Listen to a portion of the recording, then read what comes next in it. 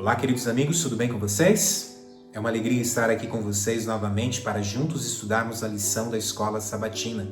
Nós já chegamos à lição de número 8, lembrando que nesse trimestre estamos estudando temas do Evangelho de João, esse livro que eu gosto muito, e a lição de número 8 traz o título Cumprindo as Profecias do Antigo Testamento.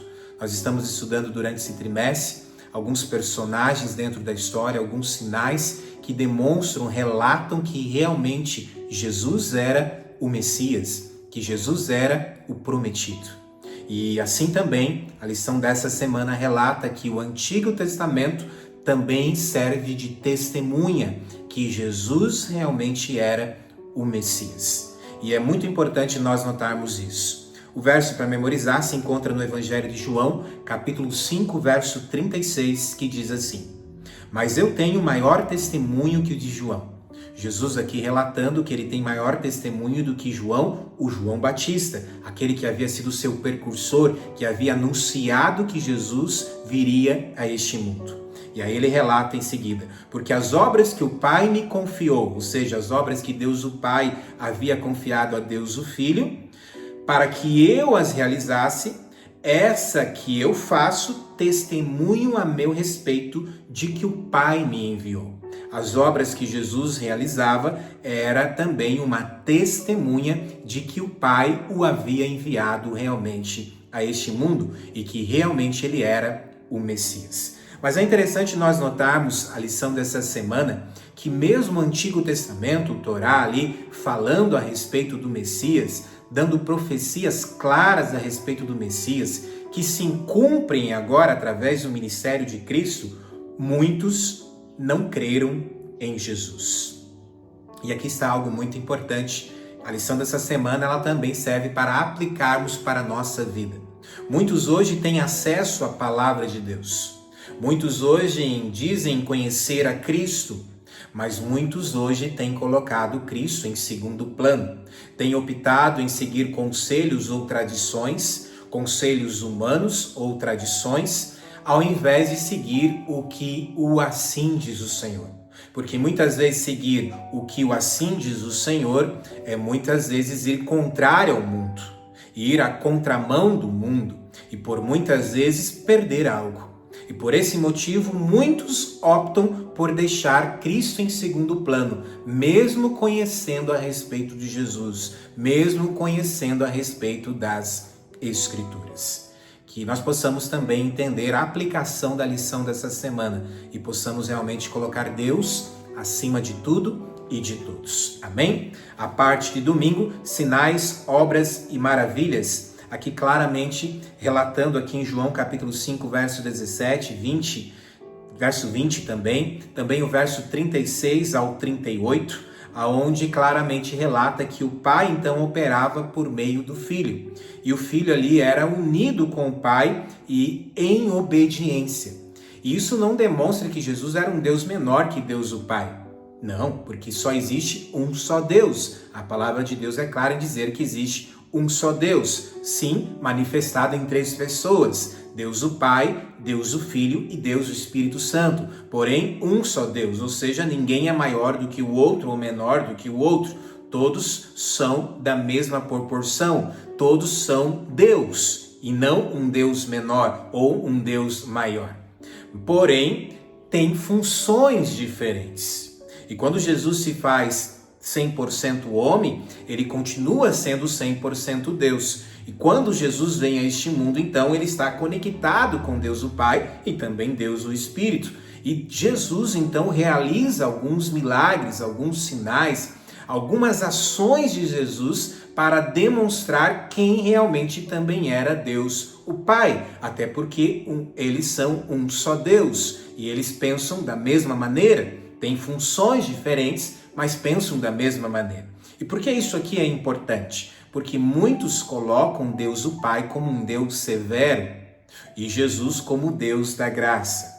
Porém, já no Antigo Testamento, o Deus que se demonstra ali e que se apresenta, de acordo a João, é o próprio Jesus. Só que Jesus também está relatando que Deus o Pai também é um Deus de amor, também é um Deus de bondade, um Deus de misericórdia, não um Deus severo como muitos acreditavam. ok? Isso aqui é muito importante e por isso Jesus então relata que as obras que ele faz identifica quem realmente é Deus o Pai, porque eles estão conectados. Jesus está em obediência então ali a Deus o Pai. E apesar então desses sinais poderosos e do testemunho de muitas pessoas, muitos escolheram não crer em Jesus. E assim é ainda hoje. Muitos escolhem não crer em Jesus. Muitos optam por tradições, ao invés de colocar Deus em primeiro lugar na vida deles. A parte de segunda-feira, o papel autoritativo das Escrituras, aqui em João capítulo 5, verso 39, também o verso 40, também o verso 46 e o 47, Jesus leva aqui claramente o povo às Escrituras. E é interessante nós notarmos que na época de Jesus, aqui na época do ministério de Jesus, quando Jesus se fez carne e habitou entre nós, as Escrituras eram o Antigo Testamento, o Torá. As Escrituras não eram o Novo Testamento. O Novo Testamento ele é escrito depois de Jesus. Então as Escrituras que Jesus utilizava aqui era o Antigo Testamento.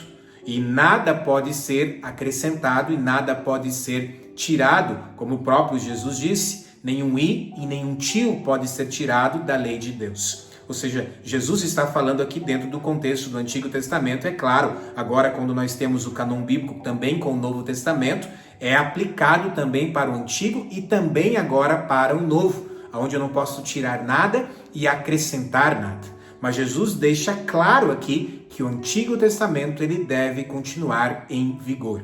Ou seja, aqueles que dizem que o Antigo Testamento não vale mais estão equivocados, porque toda a Escritura é inspirada por Deus e útil para o nosso ensino, para a nossa repreensão, para a nossa correção, para que nós possamos realmente compreender a respeito da verdade.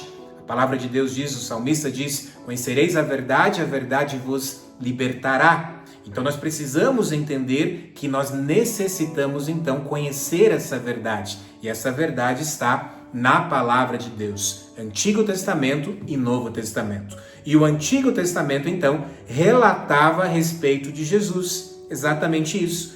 Existiam, então, profecias que relatavam quem seria o Messias e o que aconteceria com o Messias quando ele viesse a este mundo. Ou seja, o Antigo Testamento, as Escrituras, também são um sinal que apontam quem realmente era o Messias e apontam que realmente Jesus era o prometido, o Filho de Deus, o Messias. E a parte de terça-feira aqui, profecias do Antigo Testamento sobre Jesus, você vai ver aqui que o autor traz esses paralelos, mostrando então que se cumpre agora em Jesus, com o Messias, Jesus Cristo, se cumpre então algumas profecias que já estavam relatadas no Antigo Testamento. Exatamente isso, mostrando então que o Antigo Testamento serve de testemunha para afirmar que Jesus era realmente o Filho de Deus, o Messias. Amém? E aqui você pode ver alguns paralelos, como João 1, 23, com Isaías 40, verso 3,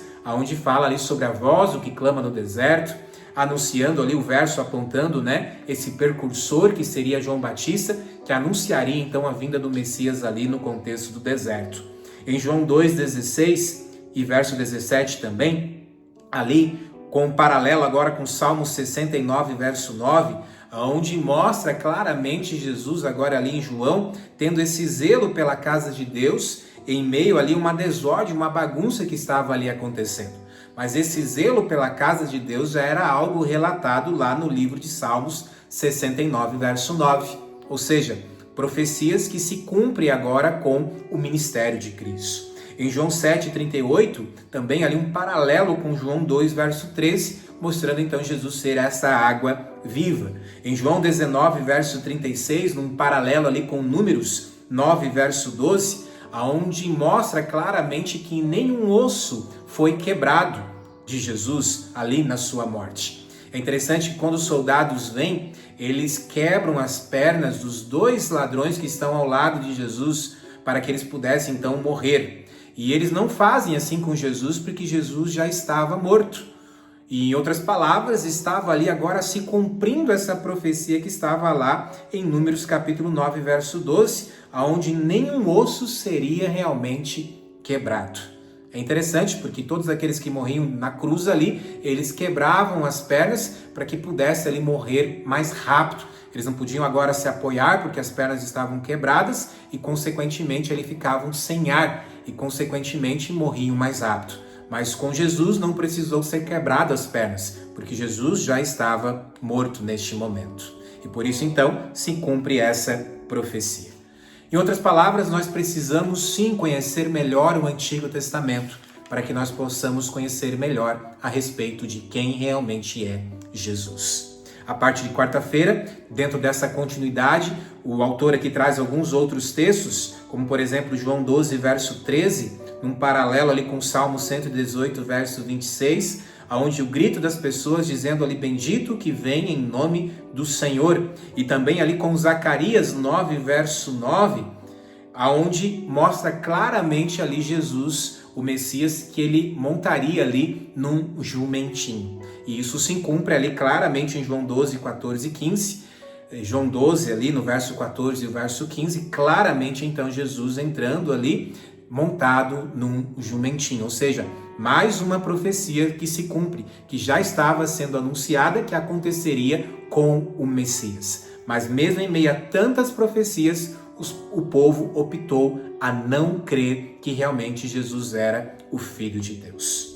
João 19, verso 37, com Zacarias 12, verso 10 e também o 13, verso 6, olharam ali para mim, a quem transpassaram e caíram sobre nós os nossos filhos. Muitos ali, eles ainda hoje irão reconhecer que o Messias realmente era aquele que veio a este mundo.